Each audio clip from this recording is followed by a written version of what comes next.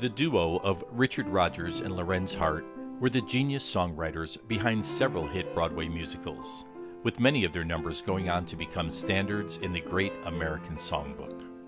This madcap production of Falling for Make-Believe at the Skokie Theatre purports to be the real story behind the music of Rodgers and Hart, but might more accurately be called the real story behind the suffering of Lorenz Hart. This is Reno Lovison, executive producer at ChicagoBroadcastingNetwork.com and theater reviewer for ChicagoTheatreandArts.com, where you can read this review as well. Before his storied collaboration with Oscar Hammerstein, Richard Rodgers worked together with Lorenz Hart on 28 musicals and more than 500 songs from 1919 until Hart's death in 1943. In recent years, Hart has been widely known to be an alcoholic, though this reality was skillfully avoided during his lifetime and at the time of his death, as alluded to in this version of events.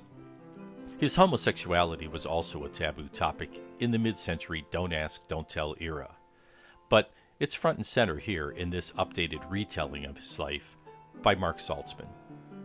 It's notable to mention that Saltzman began his career writing for Muppets creator Jim Henson, and in an interview caused a stir when he suggested that he had created the popular characters of Bert and Ernie as a gay couple.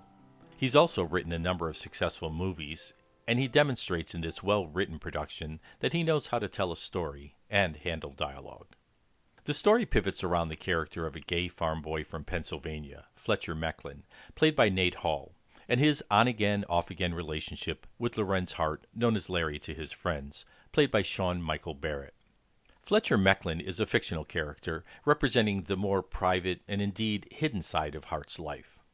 The story suggests that the pressure of Hart's secret life and his inability to openly receive love is perhaps the seminal reason behind his psychological turmoil leading to his alcoholism as well as possible drug addiction, which is suggested here through the character of Doc Bender, played by Donaldson Cardenas.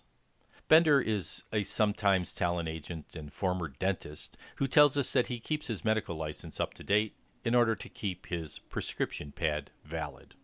Sean Caron portrays the long-suffering business partner Richard Rodgers, who works tirelessly to keep Larry on the straight and narrow in order to keep him working, but also to protect his reputation and later his legacy.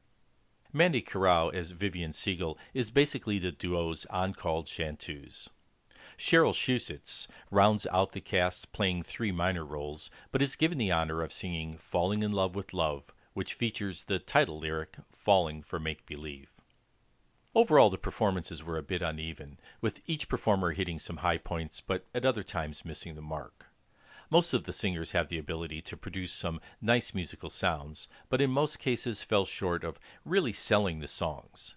This is a story about a lyricist, so being sure that the audience connects with the message of the song is of the essence. The production features a number of notable Rodgers and Hart tunes, such as Bewitched, also known as Bewitched, Bothered, and Bewildered, The Lady is a Tramp, I Could Write a Book, and Where or When. I recommend this production for the story and the music, and the importance of supporting and enjoying local live theater. If you're in the area, it's a fun night out. Falling for Make-Believe is at the Skokie Theatre, 7924 Lincoln Avenue in downtown Skokie through October 16, 2022. Running time is about 2 hours, including a short intermission. Tickets can be purchased online at skokietheatre.org or by calling 847-677-7761. If you're a lover of American musicals, be sure to listen to my podcast review of the book Something Wonderful by Todd Purdom, covering the relationship between Richard Rodgers and Oscar Hammerstein. Thanks to Julie Lovison, director of the Lakeshore Music Studio, for her impromptu rendition of Bewitched, Bothered, and Bewildered. If you're interested in making music of your own, the Lakeshore Music Studio provides piano lessons for all ages in Chicago's Gold Coast, Old Town, Lincoln Park area, or consider online lessons as an option as well. For information, visit lakeshoremusicstudio.com. This is Reno Lovison, Executive Director at ChicagoBroadcastingNetwork.com, reminding you to please like and or share this episode if you enjoyed what you heard, or subscribe to the podcast to be reminded when new content is added. In upcoming weeks, we will be providing reviews of movies with a Chicago spin and other updates from the Chicago International Film Festival taking place between October 12th through October 23rd, 2022. As always, if you need audio, video, or marketing assistance for your business or organization, check out renoweb.net.